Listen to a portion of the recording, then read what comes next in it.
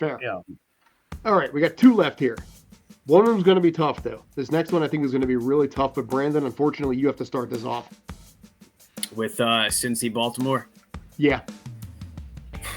Yeah, with Lamar's health really up in the air, basically as up in the air as a Raven.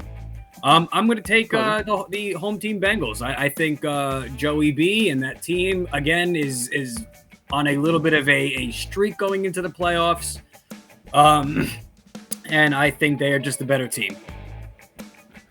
I think you're probably right. I mean, if in this case here they're playing at home, with Burrow and everybody that they've got on this squad, this is a team that is excited. They see the future. They saw what happened last year. They knew how close they got, and I think that is going to be an excited, passionate Cincy crowd. I think Baltimore's going to lose this one. I think Cincy takes it as well. JD? I'm going to go contrarian here, and also so I don't go all chalk.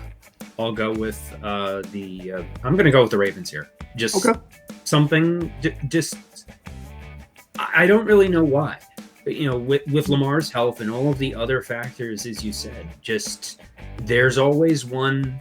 Wait, huh? How did this team win? As we were just mentioning, I think that might be Lamar just coming back and just slinging it, and they also they just played this week. So Cincinnati just waxed them yesterday.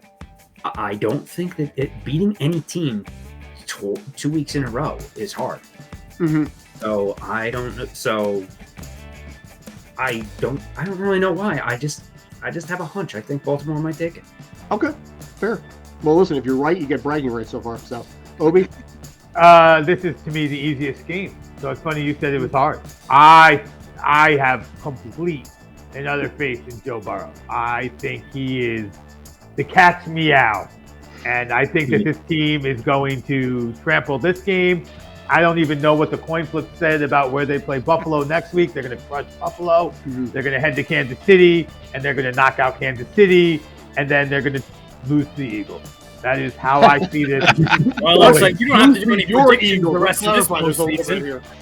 Right. Lose to my Eagles. Now, if my Eagles accidentally lose somewhere along the way, then I'll take Joe Burrow all the way. But yeah. Somehow the Eagles will lose in the bye week. Yeah. Jalen Hurts is going to re-sprain his shoulder this week. Uh-oh. Oh, how are you? Wow, I offended JD. I know you did. You broke his stream. Hello. All right. So this is the one that has upset alert depending on if Jackson plays. If Jackson plays, I could definitely see Baltimore pulling off an upset. But if he doesn't play, or if he rushes himself back and is very limited, Cincy should have this one, as we saw last week. Yes, it may be difficult to beat a team twice in a row, but Cincinnati didn't really struggle at all during that match, especially with a hurt Jackson.